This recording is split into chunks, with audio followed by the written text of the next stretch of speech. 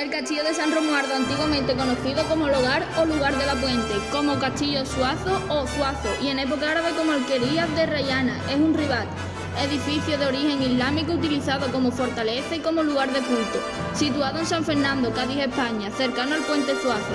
Este castillo es por su característica único en toda España. Su construcción es probablemente anterior al siglo XIII, aunque existen muchas dudas sobre la fecha de su edificación y sobre el porqué de su levantamiento. Alrededor del antiguo ribat y en torno al Real Carenero, antigua atarazana situada a las afueras de la ciudad, junto al puente Zuazo, se formó la actual ciudad de San Fernando, conocida antiguamente como Isla de León. Se desconocen sus orígenes y el motivo por el cual fue realizado. Las primeras referencias documentadas datan del año 1268. Sea cual fuere el origen del fortín, lo cierto es que alrededor de este ribat y en torno al cercano Real Carenero se formaron pequeños núcleos de población que son antecesores del actual San Fernando. Primeras referencias históricas documentadas, publicadas por el historiador Leopoldo Torres Balbás, aluden a un privilegio dado por el rey castellano Alfonso X el Sabio en el año 1268 y en el que figura un lugar de la Puente. Asimismo, relata la donación en 1335 por parte de Alfonso XI a su criado Gonzalo Díaz de Sevilla de la Alquería de Rayana, aludiéndose al término de Castillo de la Puente de Cádiz. La edificación que actualmente se conserva podría ser obra de albañiles musulmanes que no emigraron tras la Reconquista y que presumiblemente se inspiraron en el ribat de Susa, Túnez. Estas referencias señalan que la construcción del ribat isleño data del periodo de dominación almohade, siglo XII, o incluso durante el Califato de Córdoba, para hacer frente a los ataques normandos, siglo IX. Cuando en el año 1264 el rey Alfonso X incorpora la tierra gaditana a Castilla y se inicia el proceso de colonización cristiana, comienza la cristianización del ribat. En primera instancia se reconstruyó el lugar de la Puente para su uso en la defensa de los territorios recién conquistados de los ataques granadinos y norteafricanos. Se hizo asimismo de un mediano lugar cerca del castillo y puente de Zuazo, según consta de él por muchas escrituras públicas allí otorgadas que yo vi, entre otras del archivo de esta ciudad. Posteriormente se construyó en el monasterio Fortaleza musulmán una iglesia dedicada a Santa María, advocación a la que el rey sabio era ferviente devoto. La primera referencia escrita que existe sobre esta iglesia data de 17 de mayo de 1338, en la que se relata la entrega de la Alquería de Rayana a Gonzalo Díaz de Sevilla, criado de Alfonso XI. Ayuntados a campanas llamados en la capilla de Santa María, que es dentro en el dicho castillo. En 1369, durante la Primera Guerra Civil Castellana entre Pedro I y su hermanastro Enrique de Trastámara, los portugueses aliados de Pedro el Cruel asolaron la región y causaron graves daños en el castillo, entre ellos la destrucción de las almenas. Hacia 1377, Enrique de Castilla, conocido como el Doliente, donó a su criado Alfonso García de Vera el castillo de la Puente de Cádiz. Al morir sin descendencia Alfonso García de Vera, el castillo pasó de nuevo a la jurisdicción de la corona.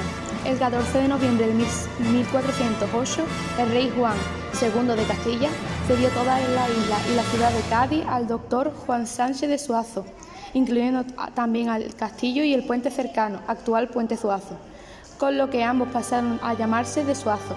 Sin embargo, el hijo y sucesor de Juan de Suazo trocaría en febrero de 1490 con Rodrigo Ponce de León, marqués de Cádiz desde 1470 y el primer duque de Arco, la posesión del término por algunas posesiones de aquel en Jerez. Entre 1523 y 1533 se produjo un pleito por la reclamación presentada por Juan Fernández de Zuazo sobre la nulidad del trueque realizado por su abuelo Juan de Zuazo con el marqués de Cádiz, siendo finalmente desestimada la reclamación.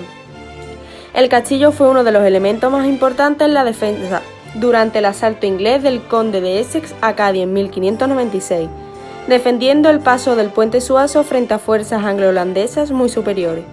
Con los avances en pirobalística y las nuevas estrategias militares, el castillo irá perdiendo su importancia como enclave militar a lo largo del siglo XVIII. Este proceso de declive coincidió en parte con el progresivo decaimiento de la actividad naval en el Real Carenero en favor de las nuevas instalaciones portuarias del Arsenal de la Carraca. También en la centuria ilustrada el carácter cultural del recinto desaparecerá definitivamente con la construcción de la nueva iglesia mayor de San Pedro y San Pablo en 1769. El castillo continuó siendo posesión de los Ponces de León hasta finales del siglo XVIII, cuando pasó a dominio de la Casa de los Duques de Osuna. En esta época, pasado el año 1800, cuando se adquiere su actual nombre de San Romualdo. Se desconoce el porqué de la adopción de este nombre, aunque se barajan dos hipótesis. Puede deberse al santo Romualdo, mártir del siglo XI y fundador de la Orden de la Camárdula, o a un mártir del siglo III, cuyas reliquias se encuentran en la iglesia de Santa María de la Asunción de Arcos de la Frontera. El 8 de mayo de 1924, los duques de Osuna vendieron el castillo a Fidel Pérez Diego. Sus herederos más tarde vendieron el castillo al Ayuntamiento de San Fernando, siendo alcalde Antonio Moreno Olmedo.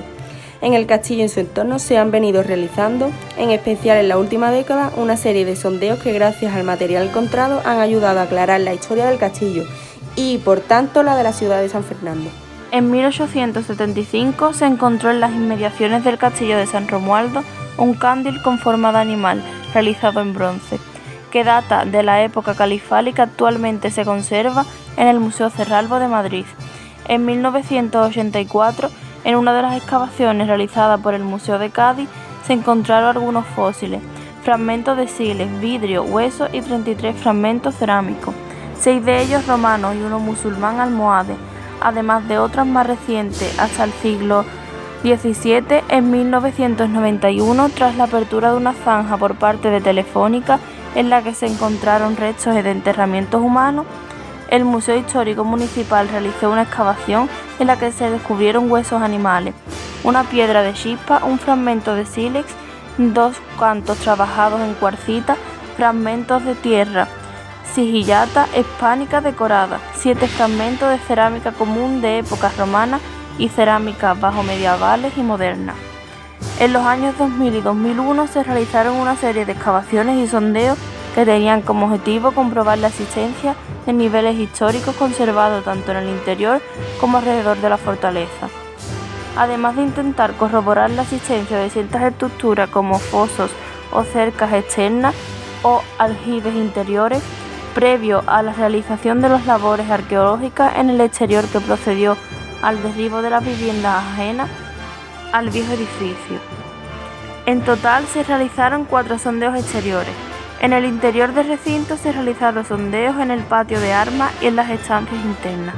El ribat de San Romualdo es una construcción de planta rectangular y realizada con piedra opcionera, material muy común en la zona, y con ladrillo. El edificio cuenta en su interior con un amplio patio central rodeado por una muralla, que consta de 4 naves, divididas cada una en una serie de dependencias y habitáculos. El fuerte cuenta con 7 torres situadas en las esquinas, en el centro de las murallas de mayor longitud, la muralla norte y la muralla sur, y en el centro de la muralla oeste. Antiguamente existió una 8ª torre en la muralla este, que probablemente fue derribada por la edificación de la capilla de Santa María. Las naves interiores del castillo que cercan el atrio central presentan un conjunto de bóvedas de medio cañón, de aristas esquifadas y vaídas, lo que le otorgan una notoria importancia en el conjunto del ribat. Las paredes interiores son considerablemente rígidas, ya que alcanzan el metro de grosor. La muralla exterior llega hasta los 2 metros de espesor. En época desconocida de la historia de la Rábida isleña existieron 3 relojes solares, ubicados en la torre principal que se encuentra a la izquierda de la actual entrada. Este hecho otorga a este castillo unas peculiaridades únicas. Además, no es fácil encontrar 3 relojes de sol en un mismo torreón. En la actualidad no existe ninguna referencia documentada sobre la existencia de estos relojes, aunque aún son visibles las huellas de estos sobre la piedra de la torre. El reloj principal se encontraba en la actual fachada, es decir, la cara de la torre que da a la plaza Fondemora. Es un tipo de cuadrante solar vertical declinante. Este reloj está enfrentado al sur, aunque con una desviación de 15 grados hacia el oeste. Sin embargo, del trazado geométrico se deduce una declinación original de 8 grados, variación que se explica por la tectónica propia del edificio, que introduce deformaciones en la fachada y por tanto en la exactitud de su orientación. Este reloj marcaba casi todas las horas diurnas. A pesar de su estado de conservación deleznable, aún era visible el marco que lo contuvo con restos de la cenefa fitomórfica y algunos trazos horarios radiales que confluían en el punto donde se colocó el gnomón o estilete, el cual no se conserva en la actualidad. La longitud total es de 3 metros y cuenta con 2,10 metros aproximadamente de altura. Sin embargo, el rectángulo que contiene las líneas horarias mide 1,70 por 1,10 metros, aproximándose a la proporción áurea. Los dos cuadrantes solares restantes se sitúan en los paramentos laterales de dicha torre, para definir con exactitud su orientación, que debe quedar alineada con el este y oeste respectivamente. Se fabricó un saliente en forma de cuña que desplaza el plano unos 6 o 8 grados respecto a la torre. Las horas matinales quedaban registradas por el cuadrante oriental y mide 1,30 metros de alto y 1,20 metros de ancho. De la misma forma, el cuadrante oeste recogía las horas de la tarde con unas cotas de 1,30 metros de alto y 1,18 metros de ancho. Dentro del proceso constructivo del castillo, la primera fase la constituye la creación de la nave occidental, que disponía de una merlatura aspillerada conservada en el lienzo occidental y meridional. En la merlatura de la zona occidental nos encontramos con una línea de 8 merlones, de los cuales 5 de ellos presentan aspilleras rectangulares. El merlón esquinero, que se encuentra en estado fragmentado, presenta planos diagonales, lo que hace pensar en que existían dos saeteras para defender el vértice. En una fase constructiva determinada se crecieron los muros unos 2 metros. El almenaje aparece cegado con una fábrica de ladrillos y a gran masa de cal y arena. Están realizados en tapial y revestidos con un enlucido de cal y arena de 0,5-0,8 centímetros de grosor, de grano fino, maestrada y trabajada en superficie con plana para conseguir cierto pulímetro de la superficie. Visualmente aparenta un color ocre claro, alto tostado. Se conservan restos de dibujos de carboncillo y grabados incisos en el enlucido tapial. Destaca la representación esquemática de un alzado en el que se puede apreciar torres y muros almenados. La merlatura de la torre SW se compone de 11 merlones, uno de ellos actúa de esquinero. La altura oscila entre 0,80 y 0,90 metros, la anchura varía de 0,93 a 1 metro y la profundidad es de 0,40 metros aproximadamente. Los merlones están realizados en tapial. Para su fabricación se utilizó un formero de madera, aún se conservan huellas del negativo, y arena arcillosa. Contienen restos de piedras rodeadas de ríos y conchas de moluscos. Se enlució en el mortero de cal y arena. Solo se advierte un estrato con un grosor de 0,5-0,8 centímetros, rico en cal y textura fina. Por el trabajo final con la plana, la mayoría de los merlones presentan incisos de reparaciones posteriores.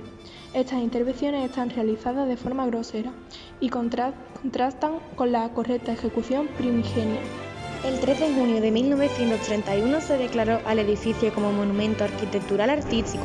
En 1968 aparece reflejado el castillo en el Inventario de Protección del Patrimonio Cultural Europeo, recogido como castillo denominado Romualdo Suazo, con el número 49 de la provincia dentro del apartado de arquitectura militar. El día 3 de agosto de 1994, por iniciativa del escritor isleño José Carlos Fernández, con motivo del acto de presentación de su novela Clase Media, fue el primer acto cultural que albergaron los muros del castillo de San Romualdo. En la actualidad, y tras múltiples usos y años de semiabandono, desde el día 26 de enero del año 2017, se presenta a la ciudadanía completamente restaurado y con su espacio destinado para uso expositivo, de modo que hoy cuenta la historia de la ciudad a través de colecciones arqueológicas y se exhiben en él los fondos heterogéneos del Museo Histórico Municipal. Su acceso es de entrada libre y gratuita a través de la puerta situada en la fachada este, junto a la Capilla del Rosario, pudiéndose recorrer gran parte de su renovado espacio interior. En él destacan las 4 galerías perimetrales de la vieja fortaleza, convento, la zona museística del castillo, la alta capilla del Sagrario, que sobresale como un potente volumen que aparece adosado en su ala este, y el patio de armas central, de planta rectangular y con múltiples estradas para cada una de las salas de las alas perimetrales.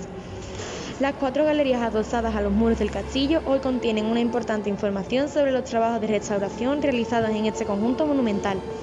Todo ello concentrado a través de paneles con suficientes textos y fotografías que expliquen al visitante el proceso llevado a cabo y los hallazgos realizados.